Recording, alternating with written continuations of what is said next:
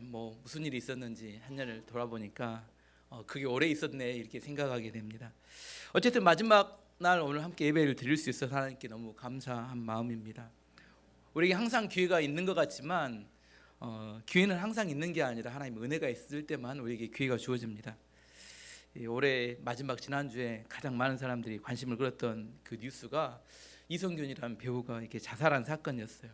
그 배우에 대해서 제가 한번 찾아봤더니 1999년에 데뷔를 해서 무명 시절을 한 8년 정도 지내서 2007년에 하얀 거탑인가 하는 그 의학 드라마로 이름이 알려졌다고 합니다. 그리고 많은 드라마와 영화를 했는데 2019년에 기생충을 통해서 세계적인 배우로 발돋움하게 됐는데 안타깝게도 지난 10월에 강남의 유흥업소 여종분과 연루된 마약 사범으로 경찰의 조사를 받던 중에 지난주 수요일 날 자동차에서 숨진 채 발견되었습니다. 이성균 씨가 지난 그 10월 7일 날 미국의 상을 하나 받았는데 미국 17회 아시아 팝업 시네마 영화제에서 최우수 성취상을 받을 때 자기가 인터뷰했던 그 영상이 돌아다니면서 봤더니 그 아나운서가 이성균 씨에게 물어봤어요. 배우를 한 20년이 넘었는데 처음 시작했을 때와 지금 어떻게 발전해 가고 있느냐, 어떻게 생각을 하냐 물어봤더니 이성균 씨가 이렇게 대답했습니다. 꾸지 못할 일이 발생했다. 아카데미 시상식에서 세계적인 할리우드 셋업들이라 하는데 배우들과 그런 어떤 유명한 사람들의 박수를 받았다. 아카데미상에 가는 것은 꼭 꿈과 같은 일이었다. 연기를 시작할 때 비하면 지금 용됐다 이렇게 용됐다. 너무 많은 성취를 했다 그런 이야기. 아나운서 다시 물어봅니다. 그럼 앞으로 어떤 연기를 하고 싶냐 그랬더니 앞으로 또 다른 일기를 써나가고 싶다.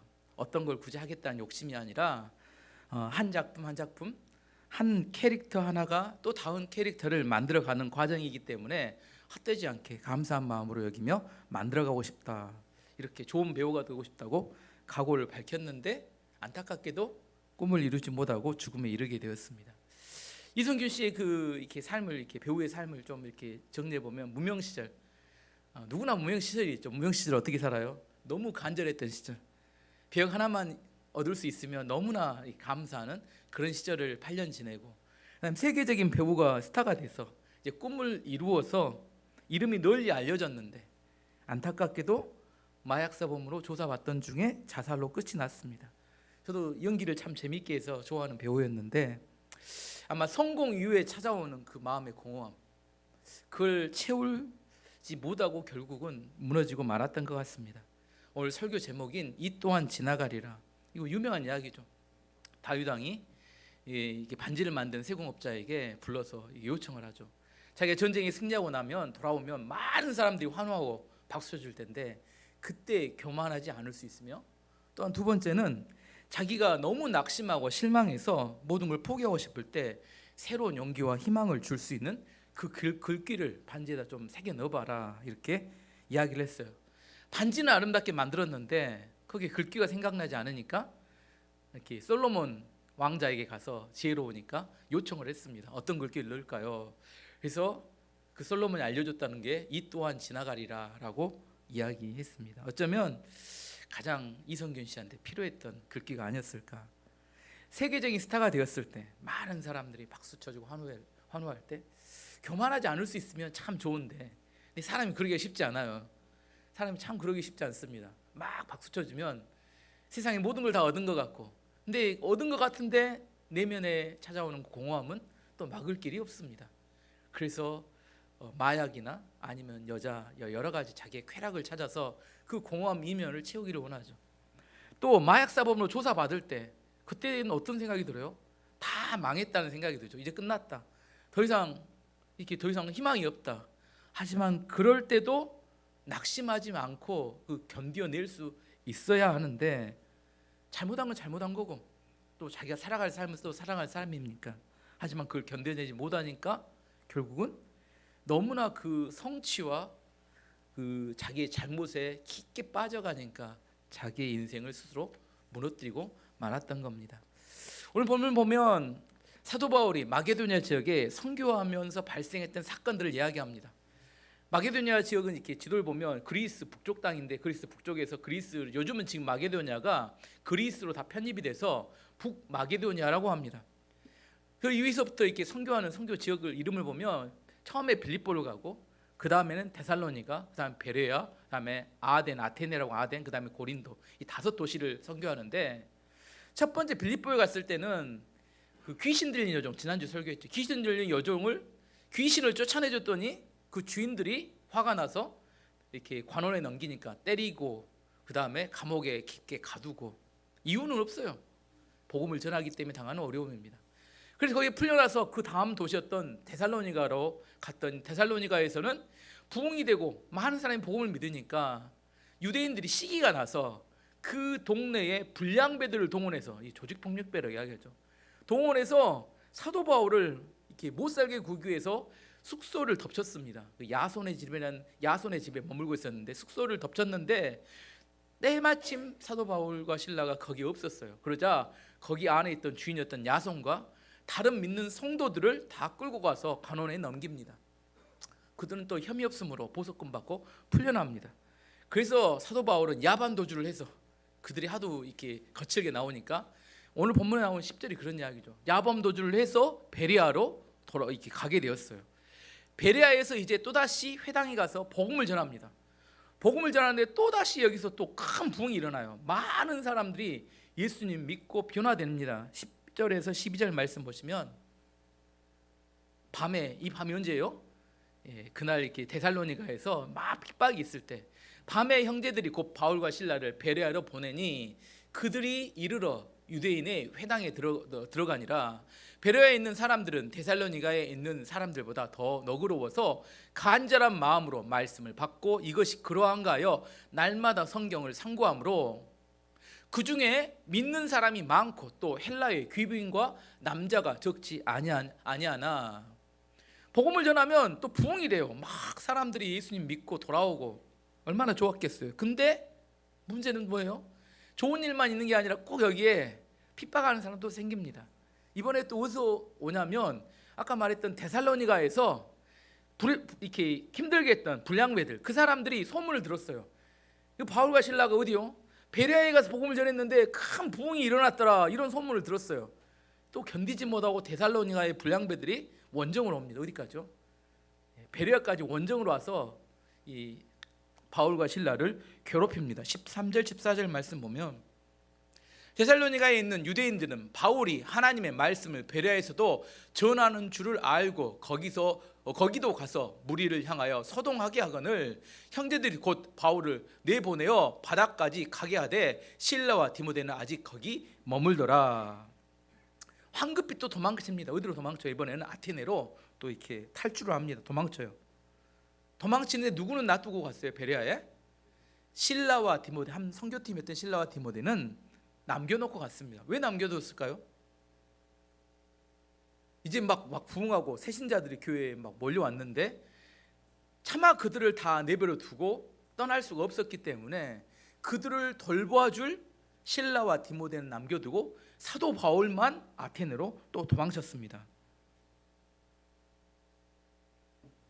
빌립보, 지금 이야기하죠, 데살로니가, 베레아, 이 세 곳에서 보듯이 복음을 전한다는 것은 매우 위험하고 힘든 사역입니다. 안전을 보장받을 수 없는 사역입니다. 언제든지 반대하는 사람들이 쳐들어와서 공격하고 죽일지 모르는 그런 상황 속에서 복음을 전하였습니다. 제가 새순교에 있을 때 탄자니아에 파송된 선교사 이야기입니다. 어느 날 여자 선교사님이 한국에 오셔서 간증하는 이야기입니다. 어느 날 밤에 잠을 자고 있는데 총을 든 흑인들이 집에 문을 따고 들어왔습니다. 그 선교사님은 아주 초창기에 선교를 가서 한 몇만 평 되는 교회에서 그 땅을 사가지고 교회도 짓고 성교원도 짓고, 그다음에 거기 옥수수 농장을 해가지고 주변에 어려운 개척교회를 섬기고, 그다음 주변에 가난한 사람들을 섬기는 사역을 했어요. 그렇다 보니까 흑인들이 생각할 때 뭐라고 생각해요? 돈 많은 부자구나, 이렇게 생각을 했어요. 그래서 저 집을 털면 뭐가 많이 나오겠다? 돈이 많이 나오겠다. 그래서 총을 든 강도들이, 우리로 말하는 강도들이 집 문을 따고 들어왔어요. 집 문을 따고 들어왔는데 그 선교사님은 남자 선교사님은 햇빛 그때 출타하고 계셨고 여자 선교사님하고 아내 선교사님하고 두 자녀만 안방에 있었어요. 안방에 문을 잠그고 밖에서 있는 이 총 드는 사람들이 문을 막 따려고 열려고 실갱이가 벌어졌어요. 문이 잘 안 열리고 있는데 갑자기 그런데 이상한 상황이 바뀌었어요. 이 강도들이 갑자기 불이 났기 갑자기 뭔 일이 있었는지 모르는데 갑자기 집 밖으로 나가 도망쳐 버렸어요. 뭔 일이 있었는지 모르겠어요. 안에 선교사님은 뭐 기도하고 난리 났겠죠. 문을 잠그고 있었는데. 만약 문이 열렸다면 이렇게 이야기합니다. 돈도 다 가져가지만 안에 있는 증거를 없애기 위해서 싹 죽이고 간대요. 한 명도 남기지 않고 싹 죽이고 간답니다. 어떤 일이 있었는지 모르지만 어쨌든 하나님께서 그분들의 생명을 살려주셨습니다. 근데 문제는 그 다음부터예요. 그 일이 있고 난 다음에 밤마다 뭐가 생각나요? 그 사람들이 찾아오면 어떨까 하는 두려움에 거기서, 왜 그러냐면 몇만 평 되는 땅에 교회 옆에 숙소가 있는데 이렇게 사택이 있는데 언제 들어와도 누가 지켜주는 사람도 없고 이게 너무너무 불안한 거죠. 물론 뭐 시건장치나 한다 하더라도 그 총원들 이렇게 강도들이 찾아오는데 그 죽음에 대한 공포와 두려움에 쉽게 그런 생각이 마음에서 벗어나지 못하더라는 겁니다. 안전이 보장되지 않는다. 우리는 대한민국에 살면 저녁에 마음대로 돌아다닐 수 있잖아요. 아파트에 살면 뭐 시건장치가 입구부터 시작해서 여러 번 거쳐서 들어오니까 그런 안전에 대한 두려움이 없지만 아무도 지켜주지 않는 그런 상황에서 언제 찾아올지 모르는 총이 있는 그런 사회에서 그 두려움은 엄청 이 공포감이 더했을 거라고 생각합니다. 제가 생각해봤어요. 만약 윤경희 사모와 애들만 거기 남겨놓고 그런 사건이 발생했다면 선교사역을 계속 해야 되나 말아야 되나 정말 심각한 고민을 했을 것 같다는 생각이 듭니다. 선교하고 복음을 전한다는 것은 안전이 보장되지 않는, 그것 때문에 힘들고 고통스러운 상황이라는 겁니다. 성경에 보면 우리가 뭐 술술술 읽어가지만 사도 바울이 어느 지역에 선교하러 갔을 때 가두고 죽이겠다고 난리치는 사람들이 항상 거기 있었습니다. 그래서 어쩔 수 없이 도망쳐야 했습니다. 조하나 일어나자, 눈 뜨자. 예. 사도 바울은 그런 상황 속에서 뭐 하고 싶어요? 집으로 돌아가고 싶어요. 날마다 계속되는 죽음의 공포의 유혹이 있을 때 돌아가고 싶어요. 안디옥 교회로, 파송됐던 교회로 돌아가고 싶은데 돌아가지 않고 도망치면 어디로 가요? 그 다음 사역지로 가는 겁니다. 또 거기서 복음을 전하다 또 다시 반대자가 나타나면 또 그 다음 사역지로 가요. 오늘 주제입니다. 어떻게 사도 바울은 이런 엄청난 스트레스와 위기 속에서 흔들리지 않고 계속해서 복음을 전하고 선교 사역을 할 수 있었을까? 오늘 제목처럼 이 또한 지나가리라 하고 하는 말을 사용하지는 않았지만 눈에 보기에는 완전히 망할 것 같은 위기로 보이지만 그의 마음속에는 이게 영원히 계속되지는 않는다는 것을 알고 있었기 때문입니다. 우리가 처하고 있는 상황, 승리든지 아니면 어려움이든지 이게 영원히 계속될까요? 대답을 잘 못하시네. 예. 영원히 계속될 것 같으면 절망하게 됩니다. 우리가 새로운 어떤 일을 도전하지 않으면 새로운 위험에 노출되지 않을 수 있어요. 위험이 줄어들면 실패할 위험이. 근데 새로운 일을 도전하면 항상 위험이 올라갑니다. 하지만 새로운 도전을 하지 않으면 점점 익숙함에 잠식되어 죽어갑니다. 위험은 피할 수 있어요. 도전하지 않으면. 하지만 결국은 죽음은 피할 수 없게 됩니다. 예를 들어 보겠습니다. 돈 1억이 있습니다. 1억을 땅에 묻어두면 어떻게 될까요? 땅에 묻어두면 돈의 가치가 점점 떨어질까요? 아니면 그대로 유지되고 있을까요? 점점 떨어집니다. 예를 들어 보겠습니다. 제가 1970년대 출생했을 때 짜장면 가격이 얼마였을까요? 제가 그때 짜장면 안 먹었지만 찾아봤더니 얼마였을까요? 100원이었어요. 100원. 그때 1970년 태어날 때. 1990년 내가 대학 갈 때가 89년이니까 대학생이 되었을 때 1,000원이 되었대요. 1,000원. 지금은 요즘 제일 싼 거 이렇게 찾아봤더니 제일 싼 짜장면 가격이 6,000원입니다. 요즘 6,000원 짜장면 먹는 경우가 거의 없죠. 예. 그러면 1970년부터 지금까지 짜장면 가격이 몇 배가 올랐어요? 100원에서 6,000원 됐으니까 60배가 올랐어요. 예를 들어서 1970년에 1억을 갖고 있었어요. 그러면 그 1억의 가치는 현재 몇 억과 똑같아요? 60억과 똑같습니다. 다른 말로 50년 동안 1억을 땅에 묻어뒀으면 그 돈의 가치는 몇 분의 몇 1로 줄어들어요? 60분의 1로 줄어듭니다. 사용하지 않고 놔두면 그대로 위험하지 않고 그대로 있을 것 같잖아요. 근데 그것은 점점점 줄어들어가며 죽어갑니다. 죽지 않으려면 어떻게 해야 돼요? 죽지 않으려면 사용해야 합니다. 사용해야 해요. 투자해야 합니다. 움직여야 해요. 움직이지 않고 투자하지 않으면, 투자하면 위험하다. 위험합니다. 하지만 가만히 있는 게 더 위험합니다. 그대로 있으면서 점점 나중에 죽어가는 겁니다. 하나님께서 우리 가운데 주시는 에너지, 힘, 물질, 시간 어떻게 해야 돼요? 투자해서 열매를 맺어야 합니다. 제가 이야기하는 이야기는 달란트 비유, 성경에 나오는 달란트 비유가 우리에게 주는 교훈입니다. 주인이 종에게 어떤 사람 1달란트, 어떤 사람 2달란트, 어떤 사람 5달란트를 주고 갔대요. 물론 하나님께 우리에게 주신 겁니다. 근데 나중에 가서 주인이 정산해 보니까 1달란트 받은 사람 어디다 묻어놨어요? 땅속에 깊이 묻어놨어요. 그랬더니 주인이 화내죠. 이 악하고 게으른 놈아 하고, 넌 밖에 가서 이렇게 이를 갈고 이렇게 있게 될 것이다 이야기하고, 2달란트 받은 사람은 2달란트를 남겼고, 5달란트 받은 사람은 5달란트를 남겼어요. 주인이 칭찬합니다. 착하고 충성된 종아, 너는 적은 일에 충성하였으니까 내가 많은 것을 맡기리라. 여기서 회사 사장님들은 너무나 공감할 겁니다. 직장에 직원이 일을 해가지고 많은 업적을 남기면 뭐예요? 더 많은 일을 맡기고 싶죠. 뭐 너무 당연한 일인데 하나님도 동일한 마음입니다. 땅에 묻어두는 거, 이게 얼마나 나쁜 일인지에 대한 이야기를 해주시는 거죠. 만약 사도 바울이 아까 위험하기 때문에 사역을 안 하고 선교를 하지 않았다면 어떻게 됐을까요? 이때가 사도 바울은 나이가 거의 60에 가까이 되었을 때입니다. 어느 집에 뒷방 할아버지 이상 그 이하도 되지 않습니다. 바울은 자기에게 주어진 인생을 낭비하지 않았어요. 자기에게 주어진 선교라는 기회를 가지고 열매 맺기 위해서 최선의 노력을 다했습니다. 바울은 위험이라는 상황에 집중한 게 아니라 생명을 살린다는 사명에 집중했기 때문에 그런 스트레스와 위기를 이겨낼 수 있었습니다. 우리는 뭘 생각하냐면 적당한 중간을 생각합니다. 하나님도 믿고 세상도 즐기고, 하나님도 믿고 세상적으로 인정도 받고, 하나님도 믿고 내가 원하는 것들도 다 하고, 하나님과 세상 사이에 양다리를 걸치고 있고 싶어 하지만 안타까운 것은 중간은 없다는 겁니다. 내가 하나님을 온전히 섬기든지 세상을 쫓아 살든지 둘 중에 하나예요. 하나님을 통해서 하나님께 주시는 평안과 안식과 물질이 공급되든지 세상을 통해서 쫓아가면서 그것들이 추구하며 살든지 둘 중에 하나입니다. 이론적으로는 중간이 가능해요. 네, 실제로는 중간은 없습니다. 어떤 여자 집사님의 이야기인데 대학 시절에 친한 친구를 만났는데 30년 만에 만났습니다. 근데 그 벌써 머리가 하얘졌더래요, 친구가. 그 친구에게 물어봤습니다. 그동안 어디가 있었니? 그 친구가 말합니다.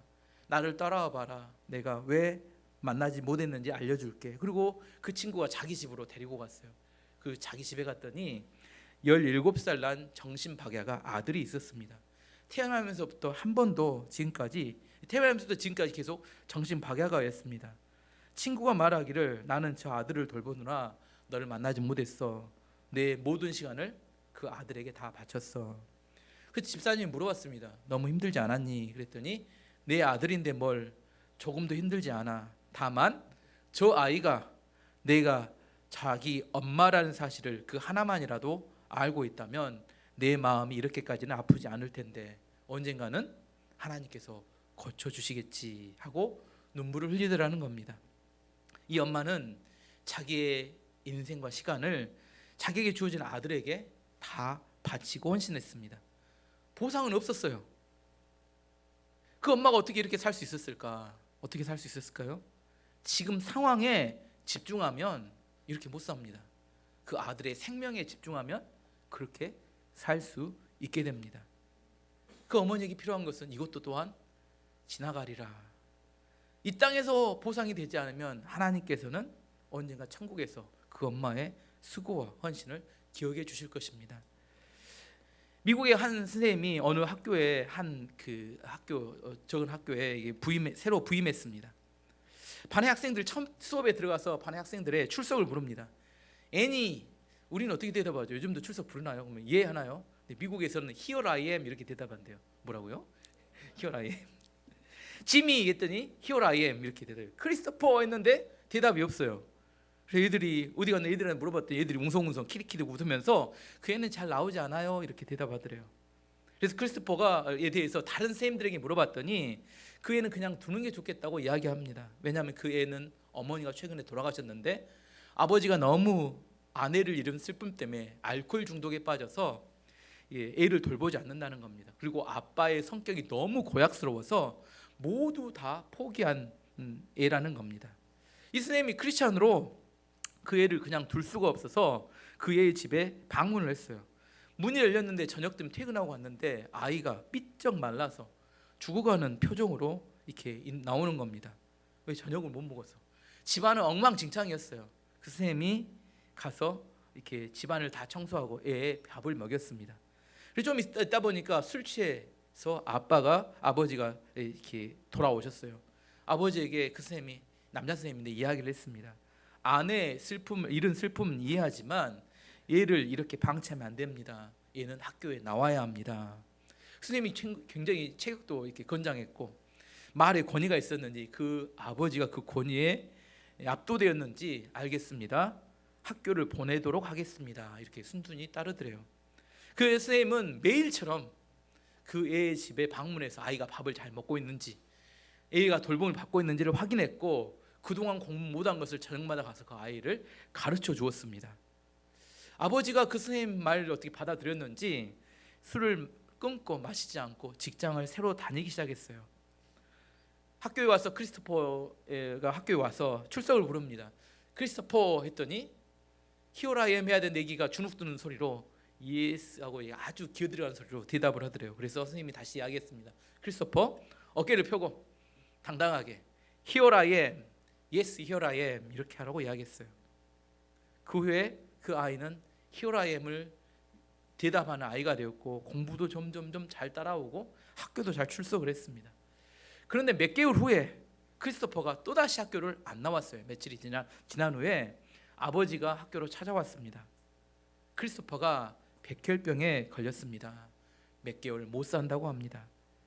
선생님은 크리스토퍼를 데리고 병원, 학교, 집 계속 몇 개월을 돌봐주었어요. 어느 날 의사 선생님을 만났는데 의사 선생님이 이렇게 이야기합니다. 선생님, 크리스토퍼가 오늘 하루 남았습니다. 내일이면 죽을 겁니다. 그런데 크리스토퍼가 매우 두려워합니다.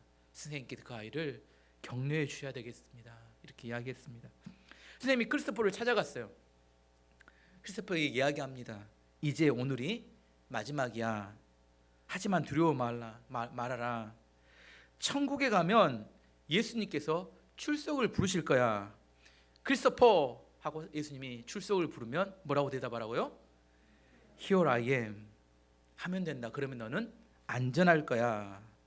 크리스토퍼가 이야기합니다. 선생님, 정말 그것만 하면 될까요? 선생님이 이야기합니다. 그것만 하면 된다.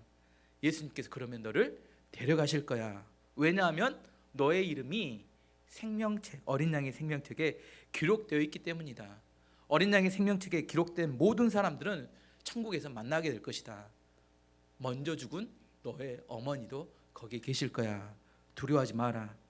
그러자 크리스토퍼가 환하게 웃으면서 밤새도록 뭘 외웠을까요? Here I am, Here I am을 수백 번을 외우다가 천국으로 갔다고 합니다. 우리가 살아가는 세상은 질병도 많고 위기 어려움도 많고 고통과 힘겨운 일들도 많습니다. 그것 때문에 우리가 불행하다면 우리는 영원히 행복해질 수가 없어요. 반대로 돈도 풍족하고 건강도 있고 세상에 성공해서 인정받는다고 또 인생에 행복해지는 것도 아닙니다. 누굴 보면 알아요? 처음에 이야기했던 이성균 씨를 보면 부족한 게 전혀 없는 아내도 예뻐요. 근데 왜 자기의 삶을 일찍 마감을 해야 됐을까? 인간은 그런 걸로만 채워질 수 없는 마음에 하나님으로만 채울 수 있는 절대 공간이 있기 때문입니다. 우리가 힘든 일, 이 땅에 잘 돼서 누리는 일들 다 잠시 있다가 지나가는 일들입니다. 2023년 이제 오늘이 마지막입니다. 오늘만 붙잡을 수 있다면 나이 한 살 안 먹어도 되는데 제 머릿속에도 나이가 한 살 안 올라가도 되는데 오늘만 붙잡을 수 있다면 얼마나 좋겠어요. 늙지 않을 수 있으니까. 네, 오늘은 붙잡으려고 아무리 노력하셔도 조금 있으면 저녁 9시 우리가 여기서 다시 만나게 됩니다. 또 하나 예를 들어보면 우리 자녀들, 성장하는 자녀들, 너무 예쁘고 이렇게 예쁜 자녀들인데 얘들이 성장을 하고 자라요. 어린 모습 그대로 있으면 좋은데 중학교 2학년이 되면 괴물들이 됩니다. 정말 고약스러워요. 예배실 그렇게 자지 말아도 눈 감고 자고 아무튼 고약스럽습니다. 뭔가 이렇게 자기들의 욕구와 생각이 많아요. 또 나중에 청년 되면 또 나중에 이렇게 나름대로 또 자기 생각이 있다고 난리칩니다. 어린 시절 그 모습 그대로 예쁜 모습으로 멈출 수만 있다면 참 좋을 것 같은데, 어렸을 때 애들이 자랄 때 저도 생각했어요. 언제가 제일 좋아요? 잘 때가 제일 이쁩니다. 잘 때가 제일 이뻐요. 멈출 수만 있으면 좋은데 멈추지 않고 뭐가 해요? 변화해 간다는 겁니다. 변화해가는 아이들의 변화를 붙잡을 수 없어요. 내가 그 변화 속에서 행복하려면 변화를 받아들여야 합니다. 우리가 변해 간다는 사실, 내가 늙어가고 아이들이 성장해 간다는 사실을 받아들여야 행복해질 수 있습니다. 때로 이때 되면 또 하나님께 하는 이야기가, 하나님, 제가 이렇게 연약하고 부족한데 하나님 저를 사용하실 수 있겠습니까? 부족하고 연약하기 때문에 하나님이 사용하시는 겁니다. 내가 부족하고 연약하다고 인정한 사람은 하나님을 의지하기 때문입니다. 돌아가셨던 운누리교회 하영조 목사님은 간암 수술 5번 받으셨어요. 그리고 매주 3번씩 투석을 하셨습니다. 그냥 가만히 있어도 힘든 몸인데 그분은 마지막 한 5, 6년 동안 매 해년마다 일본에 가서 이렇게 러브 콘서트라고 일본 복음화를 위해서 자기 성도들 5,000명을 데리고 가서 일본에 이렇게 집회를 하셨습니다. 근데 그 집회 따라가는 이렇게 성도님들이 물어봤어요. 아니, 왜 이렇게 바쁜데 일본까지 가서 선교를 하려고 가냐? 그분들이 대답이 이릅니다. 우리 목사님의 마지막 사역일지 모르니까 따라간다는 거예요. 목사님은 그 마지막 그 몇 년 동안에 매년마다, 저도 부담되는데 40일 금식 기도를 하셨어요. 해년마다 그런 몸을 이끌고. 그러면 그 새벽 기도를 참석하려면 어떻게 참석해야 되냐면 5시 시작하는데 3시에 집에 있나서 4시에 교회에 도착하지 않으면 본당에 들어가지 못합니다. 4시부터 1시간 동안 기도하며 기다려야지 5시 예배를 시작하는 그런 새벽 기도를 매년 하셨는데, 성도들이 물어봤어요. 왜 새벽 3시부터 일어나서 잠도 못 자는데 참석하느냐? 똑같아요. 이것이 마지막일지 모르기 때문에 악락할 수가 없다. 서울의 영락교회 유명한 황정진 목사님께서, 그분은 28살에 폐결핵 때문에 폐 한쪽을 떼어냈습니다. 그래서 설교할 때마다 그분은 항상 레파토리에 이겁니다. 오늘이 마지막 설교일지 모릅니다. 그래서 성도님들은 매년마다 계속 기도합니다. 중보기도를, 목사님의 건강을 위해서. 근데 그분이 몇 살에 돌아가셨어요? 98세에 돌아가셨어요. 그분을 위해서 중보기도 하시는 분들이 다 먼저 돌아가셔서 장례 예배를 한경희 목사님이 다 해주셨어요. 누가 더 위험할까요? 병들어서 사역하는 목사님이 더 위험한가요? 아니면 그 설교를 듣고 있는 성령들이 더 위험한가요? 아무도 모릅니다. 우리의 생각하기에 이게 더 안전하다 생각하지만 정말 그게 더 안전한지는 잘 모릅니다. 세상에서 가장 안전한 곳은 예수 그리스도 안에 있는 겁니다. 나머지 것들은 왜 그래요? 다 지나가기 때문입니다. 성공했던 것도 지나가고 실패했던 것도 다 지나갑니다. 이걸 아는 지혜가 필요합니다. 부귀와 성공도 다 지나가고 고난과 어려움도 다 지나갑니다. 지나갈 것들에 너무 마음을 두면 이 땅에 너무 힘들어집니다.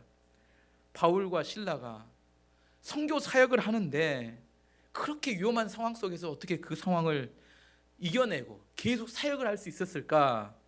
지나가는 것들에 너무 마음을 두지 않았고 영원한 것, 하나님의 것들, 하나님의 나라에 대해서 그가 그를 위하여 그에게 주신 은사와 능력을, 사명을 위해서 헌신했기 때문에 그런 상황을 이겨낼 수 있었습니다. 오늘 2023년 마지막입니다. 오늘 떠나보내야 될 것은 다 떠나보내야 돼요. 이 또한 뭐라고요? 지나갑니다. 지나갈 때 어떻게 해야 돼요? 다 떠나보내야 된다니까요. 또 내년에 또 2023년을 생각하면서 그때 이렇게 했어야 되는데, 예전에 가장 어리석은 사람이 뭐예요? 대학 입시에서 0.5점 차이로 서울대를 떨어졌어요. 근데 그 사람이 20대도 30대도 40대 50대도 술만 마시면 황당하는 소리, 내가 그때 0.5점 차이로 서울대를 떨어져서 내 인생 이 모양 이 꼴이다, 그런 이야기를 한다는 거예요. 그게 뭔 의미가 있을까요? 30년 40년을 그 이야기 하면 떨어지면 떨어진 거죠. 아닌가요? 내가 그때 이렇게 했으면 참 좋았을 걸. 그거 생각한다고 뭐 얼마나 인생이 바뀔 수 있겠습니까? 어찌해야 인생이 바뀌어요? 나에게 지금 주어진 인생, 나에게 주어진 걸 현재를 받아들이고 지나간 것을 떠나 보내야 합니다. 이 또한 다 지나가기 때문입니다. 하지만 영원한 것은 변하지 않습니다. 영원한 것에 우리의 마음을 두고 거기에 인생을 투자하고 집중하면 우리 인생 가운데 아름다운 꽃이 피고 열매를 맺게 됩니다. 2023년 올 한 해 동안 지나갈 것들을 다 털어버리고 2024년을 맞이할 준비를 해야 합니다. 올 저녁에도 그림 그려와서 이렇게 계획을 발표하는데 그냥 즉흥적으로 하지 마시고 다 떠나보낼 걸 떠나보내시고 2024년을 내 마음속에 하나님 앞에서 어떤 마음으로 새롭게 출발할지에 대해서 계획하는 하루가 되기를 축원합니다. 2024년 한 해에도 정말 하나님의 놀라운 축복과 은혜가 있기를 원합니다. 마지막으로 올해 약속의 말씀 여기 있는데 약속의 말씀 한번 다 함께 읽어보도록 하겠습니다. 시작. 오직 여호와의 율법을 즐거워하여 그의 율법을 취하러 묵상하는도다. 그는 시냇가에 심은 나무가 철을 따라 열매를 맺으며 그 잎사귀가 마르지 아니함 같으니 그가 하는 모든 일맛이 다 형통하리로다. 하나님께 제가 요즘 기도하면서 하나님 우리 교회 성도들 제발 형통의 복을 좀 주시길 원합니다. 올해 왜 이렇게 어려운 게 많아요? 저부터 시작해서 이렇게 많은 질병, 사업, 어려운 일이 많아서 2023년 4년에는 좀 대박이 났으면 좋겠습니다. 여러분이 믿음으로 약속의 말씀을 붙들고 내년에 정말 여러분 인생이 바뀔 수 있는 하나님의 놀라운 축복이 있는 그런 한 해가 되기를 기도합니다.